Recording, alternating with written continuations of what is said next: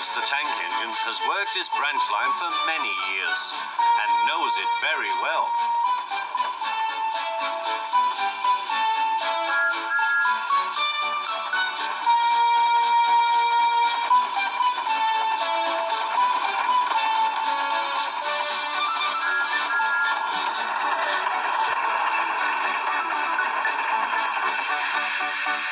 You know just where to stop, Thomas, laughed his driver.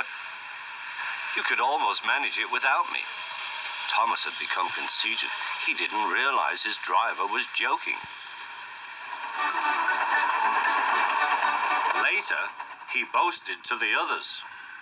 Driver says I don't need him now. Don't be so daft, snorted Percy. I'd never go without my driver, said Toby earnestly. I'd be frightened. Huh, boasted Thomas. I'm not scared. You'd never dare. I would then. You'll see. The next morning, the firelighter came. Thomas drowsed comfortably as the warmth spread through his boiler. Percy and Toby were still asleep. Thomas suddenly remembered. Silly stick in the muds, he chuckled. I'll show them. Driver said I could manage without him. I'll just go out. Then I'll stop and wheesh. That'll make them jump. Thomas thought he was being clever. Really, he was only moving because a careless cleaner had meddled with his controls. He soon found his mistake. He tried to whee, but he couldn't. He tried to stop, but he couldn't. He just kept rolling along. He didn't dare look at what was coming next. There was the station master's house. The station master was about to have breakfast. Horrors! Cried Thomas and shut his eyes. The house rocked. Broken glass tinkled.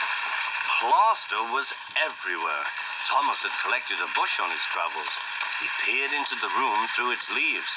He couldn't speak. The station master was furious. His wife picked up her plate. You miserable engine, she scolded. Just look what you've done to our breakfast. Now I shall have to cook some more. She banged the door. More plaster fell. This time it fell on Thomas. Thomas felt depressed. Workmen propped up the house with strong poles and laid rails through the garden. Meanwhile, Donald and Douglas arrived.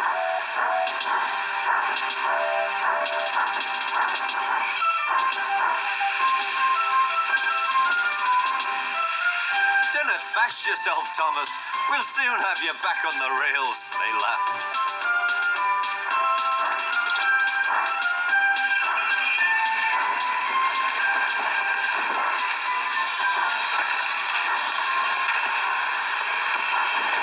Donald and Douglas, puffing hard, managed to haul Thomas back to safety. Bits of fencing, the bush, and a broken window frame festooned his front, which was badly twisted. The twins laughed and left him. Thomas was in disgrace. There was worse to come. You are a very naughty engine. I know, sir. I'm sorry, sir. Thomas's voice was muffled behind his bush. You must go to the works and have your front mended. It will be a long job. Yes, sir. Meanwhile, a diesel rail car will do your work. Diesel, sir? Thomas spluttered. Yes, Thomas. Diesels always stay in their sheds till they are wanted. Diesels never gallivant off to breakfast in station masters' houses.